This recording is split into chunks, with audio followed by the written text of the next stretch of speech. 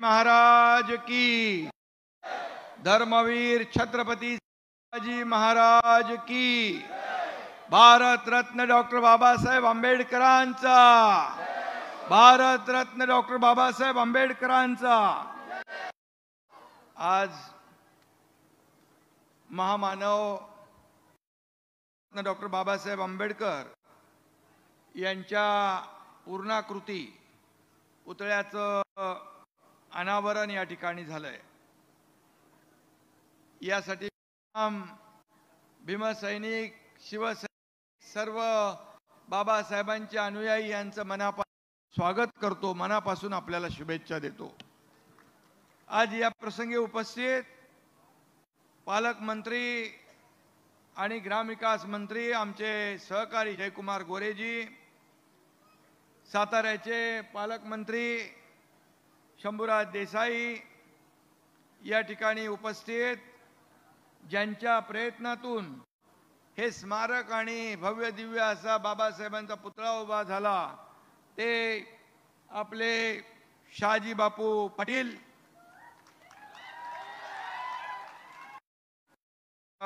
आमदार बाबासाहेब देशमुख, आमदार समाधान आवताडे, आमदार राजू खरे, दीपक आबा साळुंके, आयुष्यमान धम्मदीप बंदके, आपले बंतेजी, सर्वजण नावं घेत नाही पण सर्व बंतेजी, ज्योतिताई, शिवाजीराव, देवीदास, चेतन सिंग, महेश, सर्व व्यासपीठावरील सन्माननीय मान्यवर, महायुतीचे सर्व पदाधिकारी आणि कार्यकर्ते, माझ्या तमाम लाडक्या बहिणी, लाडके भाऊ, लाडके शेतकरी, लाडके ज्येष्ठ, सगळ्यांचं मनापासून आणि आज आपल्याला शुभेच्छा देतो।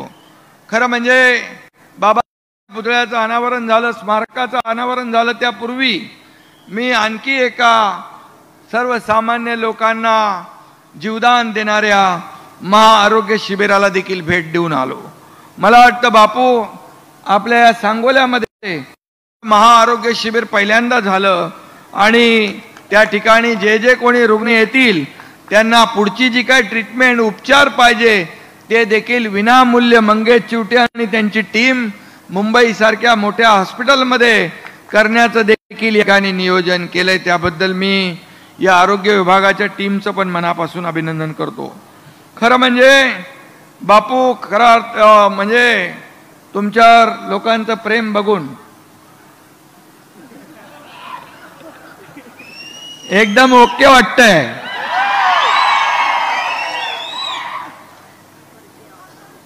सांगोलेकरांचे शब्द आभार कुठल्या शब्दात मानू या ठिकाणी, आणि अरे बस बस,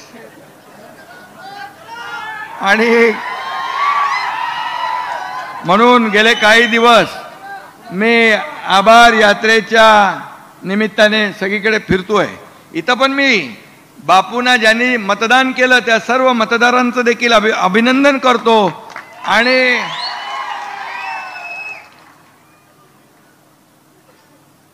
आभार तर मानलेच पाहिजे। आणि सांगोल्यात शहाजी बापूंना यश आलं नसलं तरी तेच तुमच्या हृदयातले नेते आहेत हे मला माहीत आहे। आणि मगाशी म्हणाले जयकुमार, या आमदार असू दे, नामदार असू दे, काही असू दे, एकनाथ शिंदे त्याच्या पाठीमागे आहे, त्याला काय चिंता, काय करायची गरज।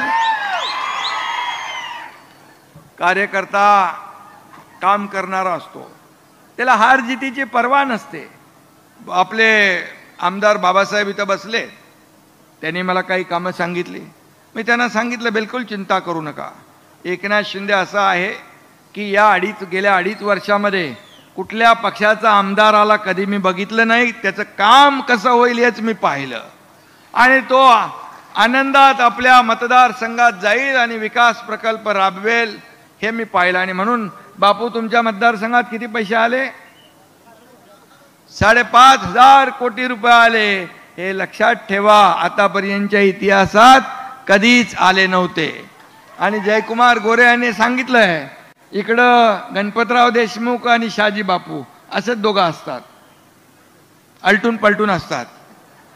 तिसरा कोण असतो का इकडं? तिसरा कोण नाही. त्यामुळे मी आपल्याला एवढंच सांगतो, अनेकदा काम करून यश मिळत नसतं, निराश व्हायचं नाही, काम करत राहायचं. आणि म्हणून लोकांनी मला काय दिलं यापेक्षा मी लोकांना काय दिलं आणि काय देणार हे लक्षात ठेवायचं आणि काम करायचं. आणि म्हणून मी आपल्याला एवढंच सांगतो बापू, एखादी मॅच हरला म्हणून विराट कोहलीची बॅट थंड पडत नाही. पुढल्या मॅच मध्ये दुप्पट जोराने तुटून पडते आणि चॅम्पियन ट्रॉफी घरात येते. त्यामुळे चिंता करू नका. मगाशी ज्योतिताई म्हणाल्या, काय म्हणाल्या त्या गाडीमधून येताना दीपक आबांच्या बद्दल?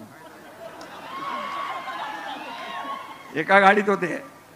पण बापूसाठी मी एकच शब्द उच्चारतो, टायगर अभी जिंदा आहे.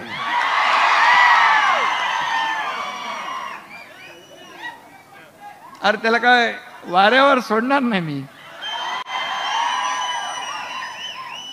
हाथ बढ़ाकर आसमां छू लेंगे हम अपनी हार को जीत में भी बदल देंगे हम. आणि म्हणून काळजी करू नका. आपले बापू स्पष्ट वक्ते आहेत, बोलून टाकतात. मनातलं भडाभड भडाभड मोकळ्या मनाचं आहे, ढोकळ्या मनाचं आहे, मनात काय ठेवत नाही. आणि मग मागे लोकसभा निवडणुकीनंतर त्यांनी भर सभेत काय म्हटलं आपल्याला आठवतंय?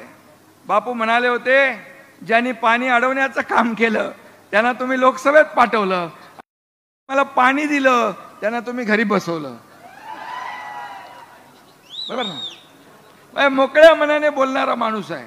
आणि सांगोला दुष्काळ मुक्त करण्यासाठी बापूंनी खूप प्रयत्न केले. मी मुख्यमंत्री होतो त्यावेळी बापू जेव्हा जेव्हा मला भेटले तेव्हा त्यांच्या डोळ्यात फक्त आणि फक्त सांगोल्यासाठी पाणीच होतं. सांगोल्याचं पाणी कसं, सांगोल्याला कसं. आणि म्हणून सांगोलाच नाही